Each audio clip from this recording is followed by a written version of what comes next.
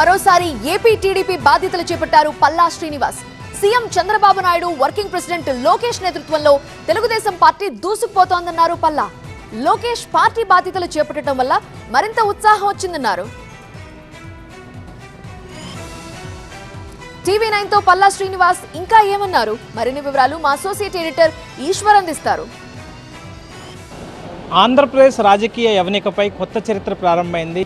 అధికార టీడీపీకి సంబంధించిన నాయకత్వ మార్పిడికి సంబంధించి సరికొత్త నారా లోకేష్ వర్కింగ్ ప్రెసిడెంట్గా బాధ్యతలు చేపట్టారు. సో దీనికి సంబంధించి మరొకసారి అలాగే టీడీపీ రాష్ట్ర అధ్యక్షుడిగా ఉన్న పల్లా శ్రీనివాస్ రెండోసారి బాధ్యతలు చేపట్టారు. మొదటిసారి విజయవంతంగా ఆయన బాధ్యతలు నిర్వహించడంతో మళ్ళీ రెండోసారి అవకాశాన్ని దక్కించుకుంది. చాలా కీలకమైన ఈ సమయానికి సంబంధించి టీడీపీ భవిష్యత్ ప్రణాళికలు మేము చూద్దాం. సార్, ఎలాంటి నేపథ్యం చూడాల్సింది?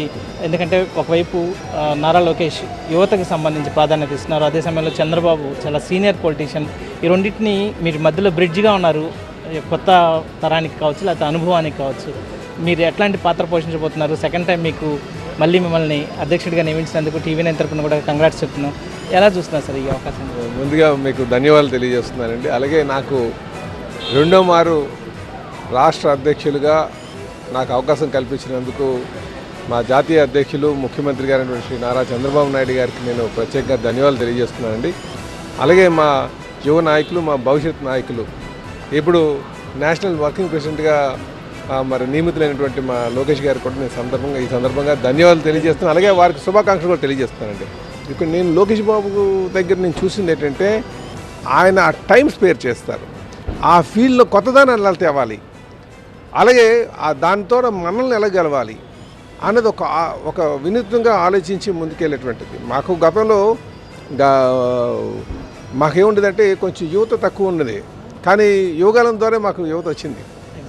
ఇది మనం గమనించాలి. సో నేను చెప్పినట్టుగా సాధికార కమిటీలు కూడా, కుల సాధికార కమిటీలు, బీసీ ఉంచుదామా, కుల సాధికార కమిటీలు పెడదామా అన్న ఒక ఆలోచన వచ్చినప్పుడు దానికి ఆ ఆలోచన తెచ్చింది కూడా కుల సాధికార కమిటీలతోనే మనకి బాగుంటుంది. మేము అద్భుతమైన రిజల్ట్స్ చూసాం. సో అలాగే వినూత్నమైనటువంటి ఆలోచనలు ఆయన తీసుకుంటున్నారు, ఆయన ముందుకు నడిపిస్తున్నారు. సో మాకు ఈరోజు పార్టీలో ప్రతి స్థాయిలో కూడా, క్షేత్రస్థాయి వరకు కూడా నాయకత్వం అందిపుచ్చుకునేటువంటి లక్షణాలు ఆయనకు ఉన్నాయి. ఖచ్చితంగా మమ్మల్ని అందరినీ నడపగలరు. భవిష్యత్తులో ఖచ్చితంగా కూటమికి ఎటువంటి విఘాతం కలగకుండా 2029 ఎన్నికల మీ టార్గెట్ ఉంది? డెఫినెట్గా అండి, 2029. ఎందుకంటే ఏ రాజకీయ పార్టీకైనా ఎలక్షన్లో గెలిపే లక్ష్యంగా వెళ్తామండి. కాకపోతే భావజాలాన్ని కానీ లేకపోతే అక్కడ మన ఇంటిగ్రిటీని కానీ కోల్పోకుండా ఉండాలి. యూత్కి సంబంధించి మీరు లోకేష్కి నేషనల్ వర్కింగ్ ప్రెసిడెంట్ ఇచ్చారు, మీరు సెకండ్ టైం అయ్యారు. సో ప్రతిపక్ష పాత్రను ఎలా చూస్తున్నారు, ఎలా ఉండాలని మీరు ఒక మెసేజ్ ఇవ్వచ్చు? ప్రతిపక్షం ఎప్పుడు కూడా నిర్మాణాత్మకంగా ఉండాలండి. విమర్శ చేసినా నిర్మాణాత్మకమైనటువంటి విమర్శ చేయగలగాలి. అలాగే ప్రజలు ఇచ్చినటువంటి తీర్పు గౌరవించాల్సినటువంటి అవసరం ఉంది.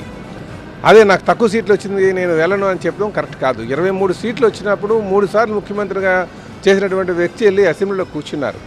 ఇది గమనించాలి. సో ప్రజా తీర్పుని గౌరవించడం ప్రతి ఒక్కరూ నేర్చుకోవాలి. All the best sir.